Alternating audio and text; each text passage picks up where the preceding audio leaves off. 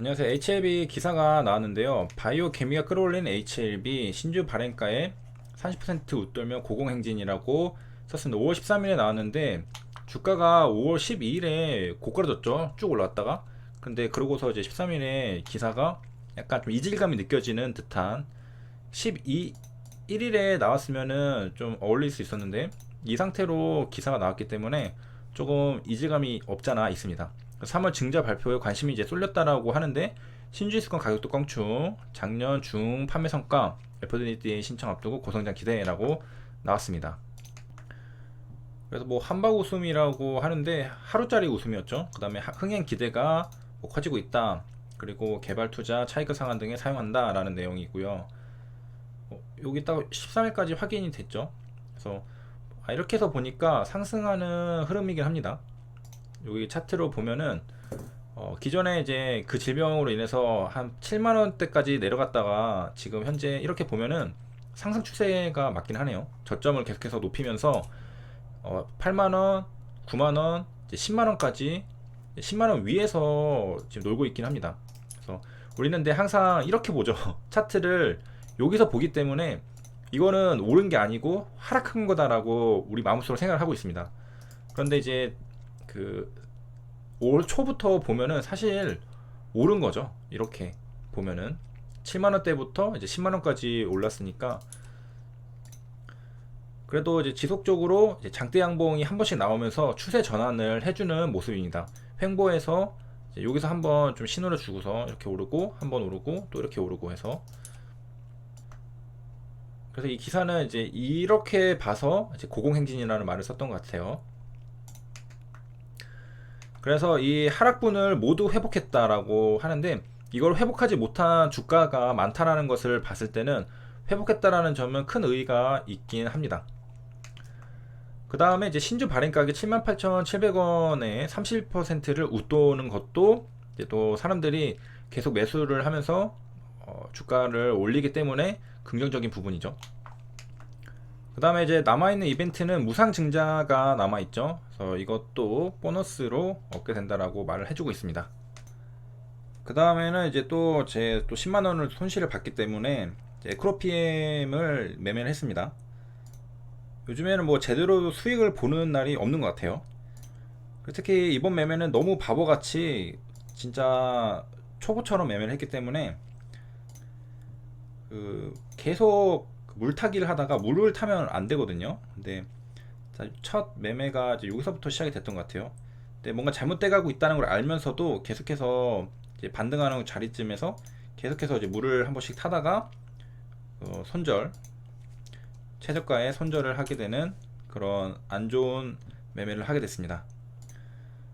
그래서 이거 상승할 때는 가만히 있다가 상승할 때 가만히 있다가 심심하니까 여기서부터 이제 한번 좀 상한가 갈 수도 있으니까 공략을 해볼까 하다가 예기치 않은 손실을 보게 된 거죠. 사실 오늘 매매가 다 끝났었는데 제가 여기서 왜 홀렸는지 뭐에 홀렸는지 이제 깨작깨작 해본 거죠. 깨작깨작 하려다가 처음에 이제 좀 떨어질 때는 한 만원 정도, 그래서 거기서 사실 손절을 치면은 끝나는 건데 깨작깨작 하다가 그래도 반등 한번 주겠지라는 생각에 계속해서 제가 어디서 사는지도 모르겠습니다. 한 9번에 걸쳐서 계속 분할 매수를 했는데 물타기죠. 매우 안 좋은 겁니다. 근데 어느 부분에서는 사실 계속해서 물타기를 한다는 것은 뭔가 잘못되고 있다는 신호거든요. 그래서 물론 이제 내일이나 뭐 또 며칠 뒤에는 이 정고점을 돌파하고 올라갈 수도 있습니다. 근데 당일 기준으로 봤을 때 이제 계속 이제 평단가가 낮아지면서 수량이 늘어난다는 것은 그 잘못되고 있다는 가장 강력한 신호이기 때문에 절대로 추가 매수를 하면 안 되고 손절을 해야 됩니다. 근데 뭐 장기 투자 하시는 분들이나 그 다음에 뭐 매매 방법들이 다 다르기 때문에 각자 개인 차가 있는데 일단 제 기준에서는 그렇다는 거고요. 그래서 이제 호미로 막을 거 이제 가래로 막았다. 그래서 만 원에 끊어 나올 수 있는 거를 10만 원까지 10배 손실 키웠다라는 점이 정말 바보 같은 매매를 했다라고 볼 수가 있겠습니다.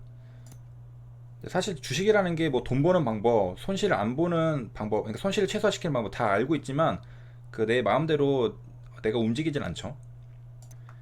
자기를 컨트롤하고 자기 절제를 하는 게 또 하나의 실력이 되겠죠. 제가 그 원유 ETF 찾아보다가 오일머니는 뭘 하고 있을까를 궁금해서 한번 찾아봤는데요. 보니까 국부펀드 글로벌 알짜 기업을 사냥을 하고 있었다고 합니다. 이게 기사가 4월 17일에 나온 건데요. 이 위기를 틈타 가지고 글로벌 알짜 기업들을 이제 딱 그 매수를 하고 있었던 겁니다. 그래서 최근 움직임이 오일머니들이 이제 원유로만 계속 이제 돈을 벌기에는 좀 위험하다 싶어가지고 계속 다른 데로 넘어가려고 하는 그런 움직임을 보죠. 특히 가장 유명한 게 비전펀드, 손정희 회장의 비전펀드가 가장 유명하죠. 그 다음에 아람코도 상장을 한 이유가 그 돈으로 다른 투자를 하기 위해서였던 거죠. 그래서 과거 사례를 한번 보면 미국을 대표하는 시티그룹이 2007년 글로벌 금융위기 때 치명적인 손실을 입었다고 합니다. 그래서 자기 자본 비율이 바닥까지 떨어졌고 해고 통보가 이루어졌다고 합니다. 금융위기였죠. 그래서 투자처를 이제 찾고 워런 버핏도 그 당시에 시티인지는 모르겠지만 다른 데서 투자를 좀 해달라 도와달라라는 얘기들을 들었다고 합니다. 전화가 왔다고. 유럽, 동아시아 경제권 역시 경기 침체로 다 어려운 상황이었습니다. 그래서 지금 내가 내 코가 석자다라는 상태였는데 그때 중동 국부펀드가 도움의 손길을 뻗었다라고 합니다. 아랍에미리트 연합 그 아부다비 투자청으로부터 75억 달러, 그 다음에 쿠웨이트 투자청으로부터 145억 달러를 긴급 수여를 받은 다음에 살아났다고 합니다. 중동에서 구세주가 나타났다라는 얘기를 했는데요. 위기 때마다 이렇게 나타나죠. 돈이 많으니까. 그 다음에 이제 최근에는 또 어떤 움직임일까? 사우디아라비아 PIF, 아부다비 투자청 같은 국부펀드가 첨단 기술, 의료, 물류 같은 이제 이 위기 이후에 회복될 가능성이 큰 자산에 주목을 하고 있다라고 합니다. 국부펀드는 말 그대로 정부 자산을 투자 관리하는 국영 투자 회사를 말하게 됩니다. 사우디, 쿠웨이트 같은 자원부국, 원유가 많죠. 그리고 뭐 싱가포르도 유명하죠. 홍콩 이런 데서도 활성화되어 있다라고 합니다. 그래서 워낙에 이제 한 국가 단위니까 당연히 투자금이 엄청나게 크겠죠. 그래서 큰손 그리고 글로벌 현금왕이라고 불린다고 합니다. 그래서 2018년 세계 국부 펀드 규모가 7조 달러니까 7천조 정도 되는 거죠. 7천조 원이 정도 되는 건데 이 중에서 중동이 대략 40%, 한 절반 조금 안 되는 게 중동입니다. 그래서 세계 10대 중에 3, 5위를 포함한 4곳이 중동 국가 소속이다라고 하고요. 그래서 사우디아라비아의 지금 BMS는 여기 390조 원의 전략 투자를 진두지휘한다고 합니다. 여기 있죠. 여기 밑에 손정희 회장님이랑 웃고 있는 분 실세죠. 그래서 이제 어디다 투자했냐? PIF가 크루즈 회사 카니발 그리고 글로벌 석유 대기업 로열 더치셀, 토탈, 랩솔, 에키노르, 애니 등에 돈을 투자했다라고 합니다.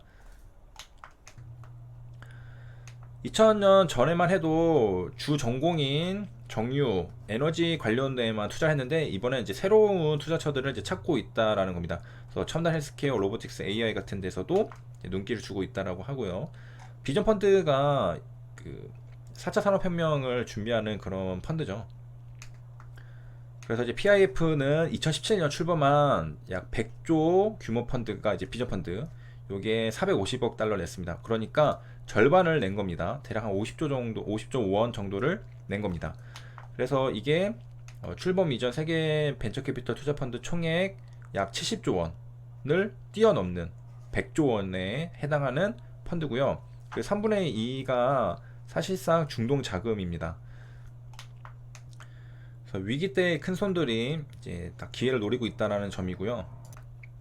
그 다음에 이제 그린 뉴딜이라는 말이 또 나오고 있습니다. 그래서 4개 부처 환경산업중기국토부에서 서면복을 하는데 여기서 에너지 시스템 신재생 중심 전환이라고 합니다.